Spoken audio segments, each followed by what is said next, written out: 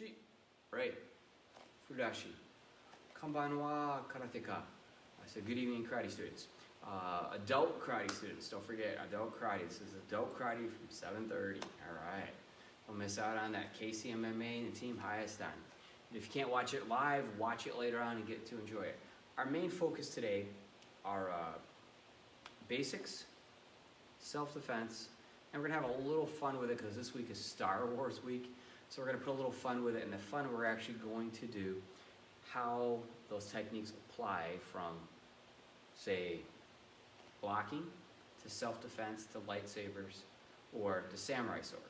You know, all the basic same idea. So it's gonna be kind of fun to tweak those together.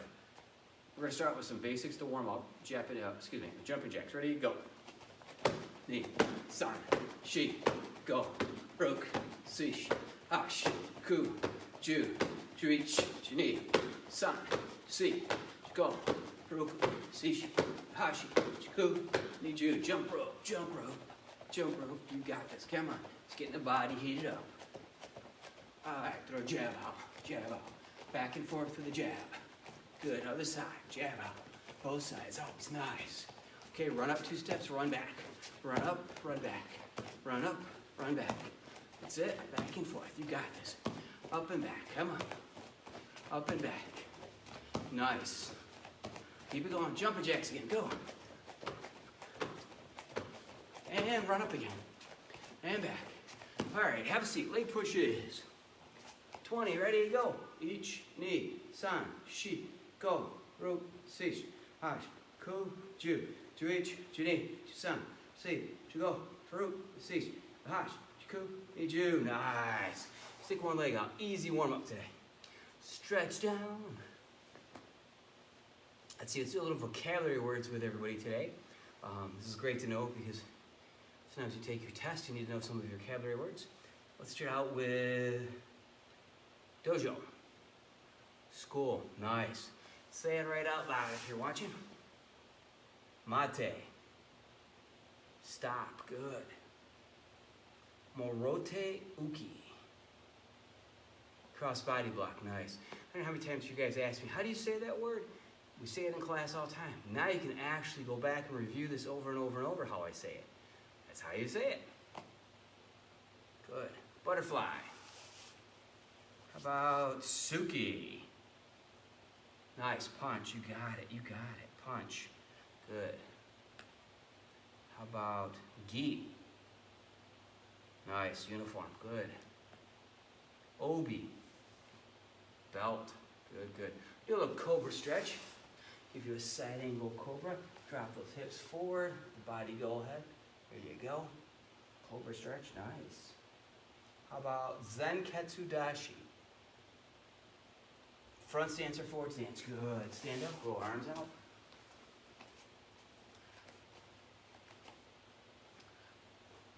Age uki. High block, good. Slap your back, good. All right, just want to give you enough just to warm up a little bit, roll your neck. Now we're stretching just a little bit. If you want a little bit more of a workout, go to the next class, which will be the kickboxing MMA fitness class. A little bit more intense workout, just a little bit, not a ton. But again, if you want more cardio, that's what you want to do, definitely. All right, so we're going to start out with first block we teach everybody.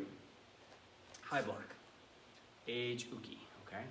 High block, age uki. So that high block, hand comes up. Remember this motion? Yes, comes right up. So don't forget that, okay? Oops, I'm trying to see somebody gave me a little shout out there. Here from the couch. Nice. Okay, so that high block comes up. Okay, I'm just standing straight up and that hand comes up. And remember, we're talking about how this works for basics, self-defense, and then how we could use it for a samurai sword. How it all relates, because karate's what? Empty hands.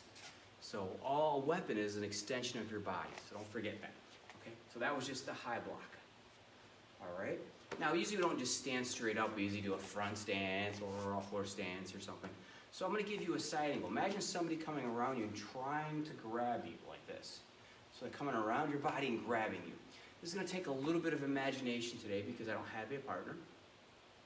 You probably don't either. So it takes a little bit of imagination. Person coming around and trying to grab you.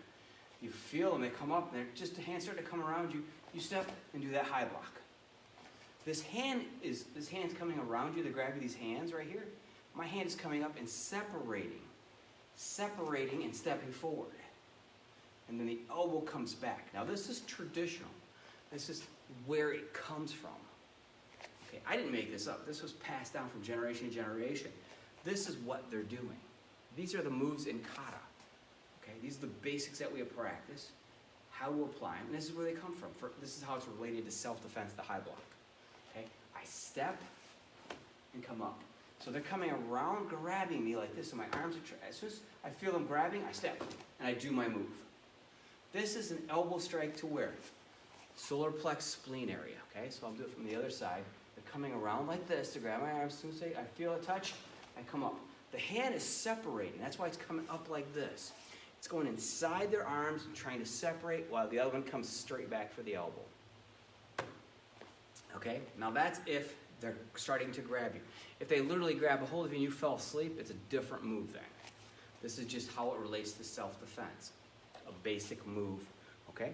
Now, we're going to take the same move and we're going to say, how does this relate to, say, the samurai sword? Okay? How does it relate to the samurai sword?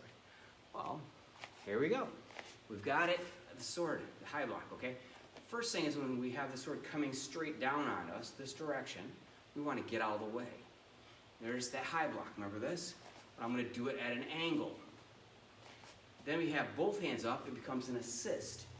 So when I have the sword, or lightsaber, for you guys that were May the 4th, okay, I step out, and there it is. This motion, I'm here, and then here. Okay, so if you're looking behind me where that tree is on the wall, that blade is cutting straight down towards the tree. Okay, so I need to move. Right now I'm covering part of the tree near the sun behind me. I'm going to step. Notice my head is way out of the way of the tree, and that sword is up here, blocking.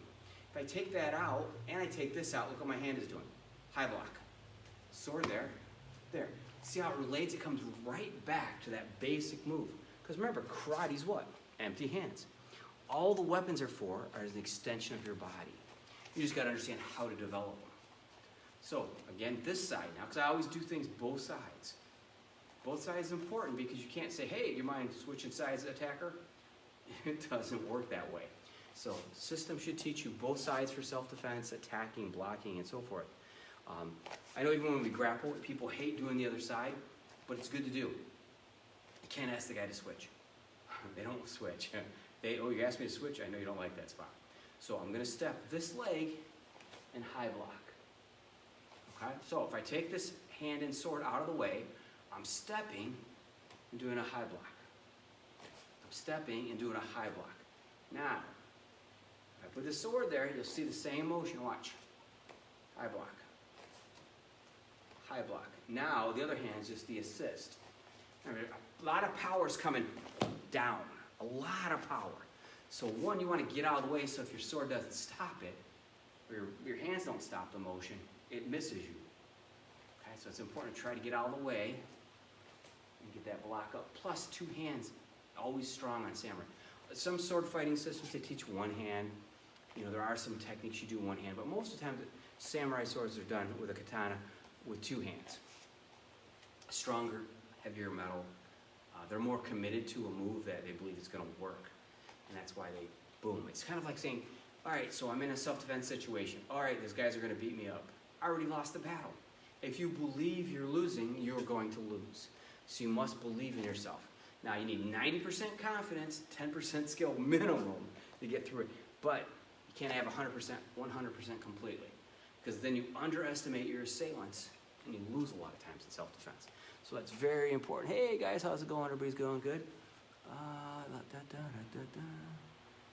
Hey, it's some interesting ones. Interesting. I love your comments, guys. If you don't like what we do here, you can actually sign off and don't put any comments at all if you don't like it. Okay? So again, we're going to step and go up. Nice. Okay, good. So again, step and go up. Excellent. And step and go up. Excellent. One more time. Ready? Step and up.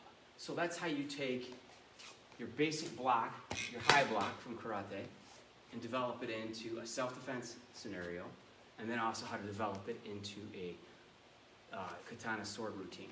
So it's basically taking those same skill and applying it in 3 different avenues. And that's why it's basics and self-defense. And again, this is designed for our students to really understand it. A lot of people don't understand what we do, so they might have some weird comments in here, and that's just being disrespectful. That's how people are. They're these couch, whatever they call them, warriors. So I love those people the best, okay? So again, if you don't like what I'm doing, don't tune in and just ignore it and go to something else. And this is really for our students to actually pay attention and enjoy. All right? So that's how I feel about everybody's comments, because they're not very professional in this world. And that's just nothing new. So part of martial arts is being friendly to everyone, supporting everyone, being positive in their training. But a lot of times in this world, there's a lot of negativity and improper training elements and tools that people do and teach, which is standard because there's always the evil on every side, and the good and the bad, the yin and the yang. But hey, that's what people do. They got nothing else better to do. That's life. You know, when I look at things like, you know what? That's how people are. It's a shame that people have to spend time doing stuff like that. It's nothing new. I'm used to it. I've been doing this for over 30-some years. And, I don't know how many people got to say something stupid and put it out there in the world, which is always a great time. But whatever. If you don't like it, don't watch it. How's that? That's how I feel. I'm not making you watch anything, so you don't need to watch it. Okay? So back to our next move. We are going to do a basic striking punch. Basic traditional punch is a lunge punch. Seiken Oisuki, it is the same side punch as you step with. They call that a Seiken Oisuki. So it's the same side punch. That's this motion, that motion. Okay, so coming forward and punching. Okay, so going to the basic idea, I step in just a little ways. I'm going to go slow, step, hand, and punch, go. What's important on the punch when you do this is that your hand goes out, and at the very end of the punch, 3 to 6 inches, it turns. Okay. Also, when you're punching, you want to punch, in our system, level. And that means level with your shoulder. It comes out level. Okay? And the reason that is, if you're going to be in a stance, and I'm down low in a stance punching level, I'm actually hitting their solar plex area or spleen.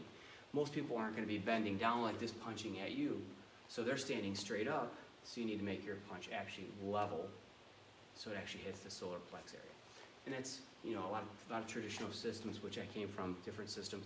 Some will punch right at the solar plexus, which is great if you're going against another martial artist because you're both at a lower level. And it's on your foundation, okay? So again, we want to do a stepping punch. So I'm going to take my legs, slide in, my other hand gets ready, I come out slow, and I twist and punch. I'm going to do it the other side too. So I come in halfway, step, and punch, okay? Now, right now that was just hands and feet. There's a whole nother element to punching. It's hip rotation. And a lot of people don't do that. I see so many martial artists out there. They just literally just punch with their hand like this, okay? They don't get the hip rotation. That's a whole nother element. So if I was to do this side I just did, okay, as I go to punch, my hip turns and I twist. And I'm not twisting my upper body, but I'm twisting my lower body. This power is generated in a rotation they call forward. And that's so important. A lot of people forget that. They just want to punch with their arms. And they go, why do you punch so hard? I'm using the whole body. Karate's meant to teach you how to utilize everything as a unit, not as just individual parts, but when you throw a punch, you're rotating your hips and so forth. Throw a kick, same idea. And that's so important because a lot of people forget all that fun stuff. And they just want to burn through it really quick. So don't forget this. You have to get those little twisting motions in there. Hopefully Joe's watching, hopefully Greg's watching, all the guys out there.